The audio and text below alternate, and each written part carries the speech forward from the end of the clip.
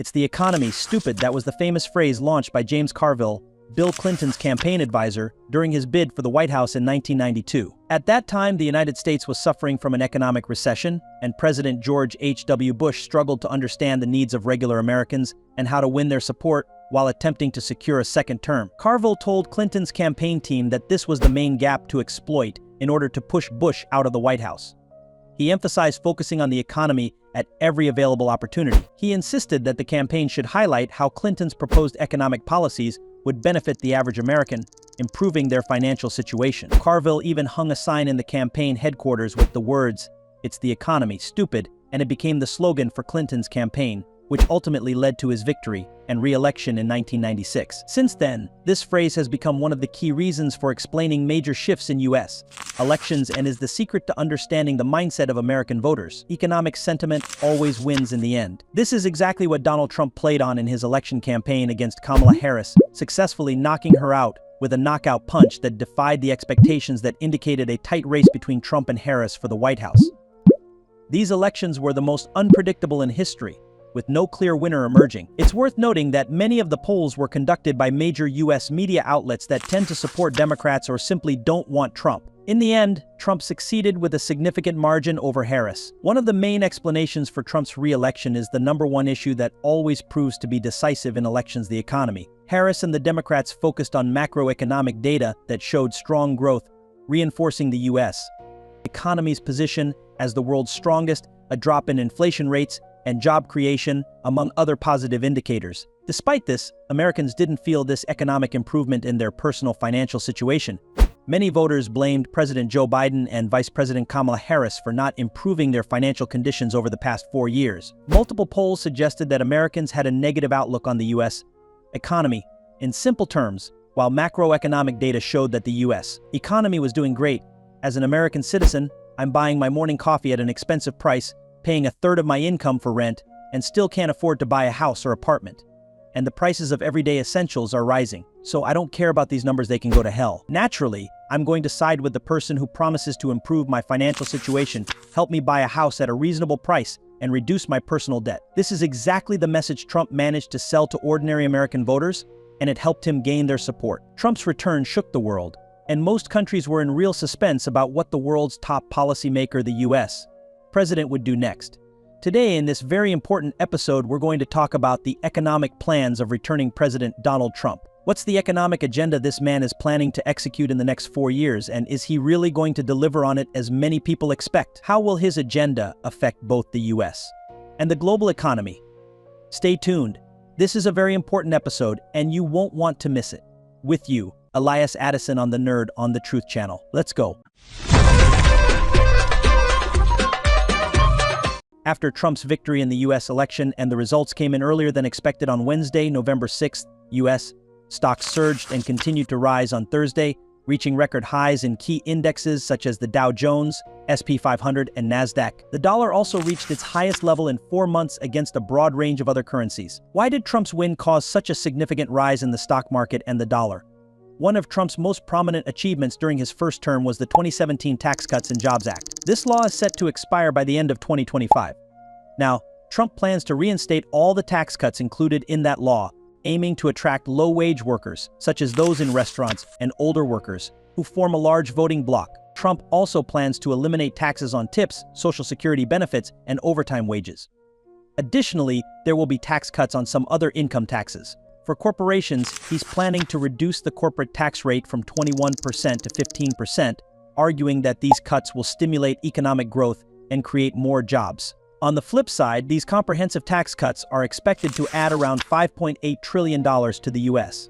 national debt over the next decade. Here's a crucial question that Trump's campaign never answered clearly: how will these trillions of dollars be covered by the U.S. Treasury? Trump's idea is simple. He wants to replace federal income taxes with revenue from the extreme tariffs he plans to impose. This leads us to the second part of his economic plan. Do you remember the trade war between the U.S.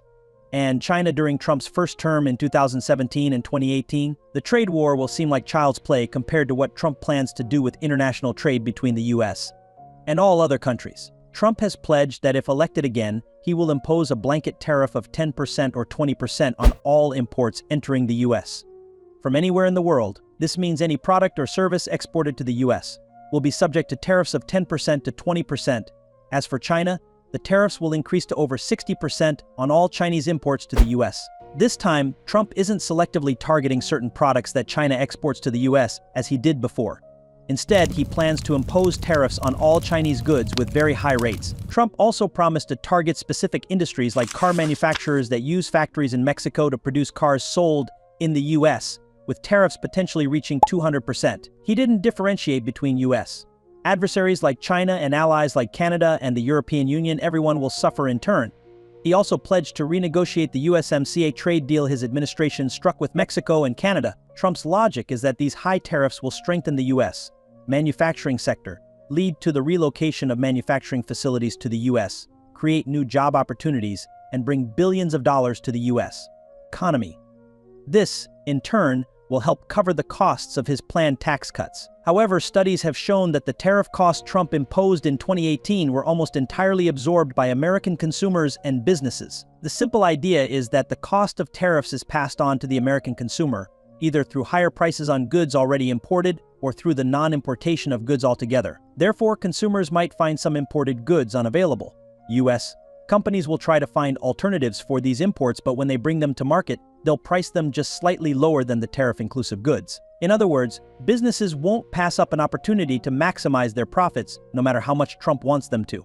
As the famous business saying goes, don't leave money on the table. So American consumers will face rising prices on many goods and inflation is likely to spike, as predicted by many economists. In mid-October, the Wall Street Journal polled 50 economists about the potential impact of Trump's economic policies compared to Harris's on inflation in the US. 68% of them said that inflation, interest rates, and the deficit would be higher under Trump's policies than under Harris. These economists confirmed that prices would rise faster under Trump due to his planned tariff policies. And they weren't the only economists worried about the possibility of the US economy slipping into an inflation spiral due to Trump's economic policies. Pay attention to what's coming next. Back in June, 16 Nobel Prize-winning economists signed a joint letter as a warning. Of course, they're all highly respected economists, and at the forefront were the famous economists Joseph Stiglitz and Robert Shiller, who issued his famous warning about a housing bubble in the mid-2000s, which indeed happened in 2008. Also included were Paul Romer, former chief economist at the World Bank, and the well-known economist George Akerlof, who, by the way, is the husband of Janet Yellen, the U.S. Secretary of the Treasury. The important thing is that these 16 Nobel laureates stated that there are serious reasons to be concerned that Trump's economic agenda will spark inflation in the U.S., and that his proposals will not only fail to tackle inflation but will actually make matters much worse. They also warned that the outcome of the election would have economic consequences for years, possibly decades, on the U.S. economy. A second term for Trump would have a negative impact on America's economic standing in the world, destabilize the local economy, and lead to serious economic consequences. Now, what do you think Trump's response was to this statement from these economists? Pay attention here, because the theme we were discussing at the start of the episode shows itself in these reactions. Caroline Leavitt, Trump's campaign press secretary, responded in a statement to the U.S. media, saying that the American people don't need Nobel Prize winners who are detached from reality and irrelevant to tell them who the president is that put more money in their pockets. She said that Americans know they can't afford another 4 years of Biden's economic policies, and that when Trump returns to the White House, he will implement his growth-friendly agenda to lower energy prices, create jobs, reduce the cost of living, and improve the standard of living for all Americans. Tax cuts, the elimination of extreme tariffs, and other measures that Trump plans to enact will speed up the economy while the Federal Reserve tries to slow inflation. Just recently, the Fed started reversing its monetary policy by cutting interest rates by 0.5 point in September and then cutting them again in November, but at a slower pace by 1/4 point. This sets the stage for a renewed battle between two figures who don't get along: Trump, who wants to return to the White House, and Jerome Powell, the head of the Federal Reserve. Of course, those who remember know that these two have a history of animosity. Trump often clashed with Powell in an attempt to influence the Federal Reserve's decisions, which goes against the well-established norms regarding the Fed's independence from the US government. And those clashes have already begun. Let's recall some moments. Trump simply wants some control over monetary policy, and he has publicly stated several times that he will try to exert direct influence over the Federal Reserve's interest rate decisions. What's the problem here? What's everyone worried about? Or what's the issue with a president or his government trying to influence the central bank's policy in general. The problem is that Trump, or any president trying to pressure the central bank to artificially keep interest rates low to boost the economy during times of inflation, when raising rates is necessary, could lead to skyrocketing inflation rates, and things might spiral out of control. According to research by the Peterson Institute for International Economics in September, they found that eroding the Fed's independence would lead to higher inflation rates, capital outflows from the U.S., a significant loss in the value of the dollar, and higher unemployment. All of this would result in a deterioration in living standards in the U.S. Professor Warwick McKibben, an economist at the Australian National University and a senior fellow at the Peterson Institute, points out that countries with independent central banks have low inflation rates. He cited Argentina's central bank, which has suffered from constant political interference, leading to the highest inflation rates in the world today. The truth is, it's not just Trump's past policies that will cause inflation in the US, but also the global effects, particularly on developing and emerging economies due to US interest rate hikes and their global consequences, which we've discussed many times. But in addition to this, Trump has another extreme policy he plans to implement, which could have a devastating effect. Trump and his Vice President J.D. Vance have promised to carry out the largest deportation program in U.S. history, planning to deport between 15 and 20 million undocumented people from U.S. soil. These large-scale deportations would affect millions of undocumented workers who Trump and Vance believe are taking jobs, overcrowding housing, driving up rent, and increasing crime rates. But on the other side, these deportations would be catastrophic for the U.S. economy, because millions of these workers are employed in low-wage, labor-intensive jobs under harsh living conditions. If they are deported, it would cause wages to rise, which would increase consumer prices. Several industries are heavily dependent on immigrant labor, such as agriculture, where around 16% of workers are undocumented. Removing this labor force would disrupt supply chains and lead to labor shortages, causing costs to rise instead of fall. This would cause a huge shock on the supply side, leading to increased food prices. The housing sector, which is facing a severe shortage of homes, also relies on undocumented immigrants who make up a significant portion of the construction workforce.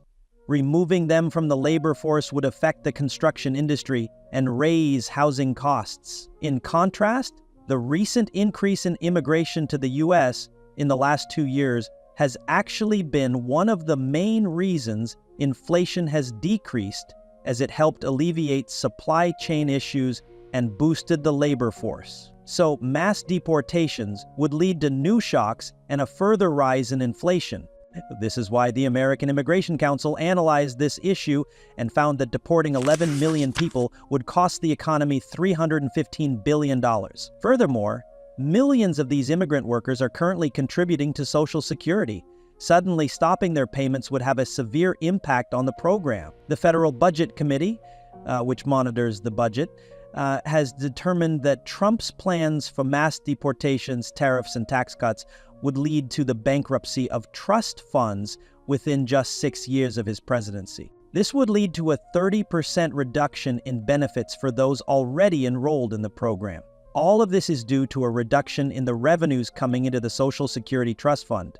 In the end, these are the key elements of Trump's economic plans, which will not only affect the U.S. economy, but the global economy as well. In future episodes, we may break down in more detail how Trump's plans will affect the economy, us as individuals, and how we can prepare for the challenges expected over the next 4 years. Let me know in the comments if you'd like to see an episode or two on this topic. I'm Elias Addison on the Nerd Program on the Truth Channel.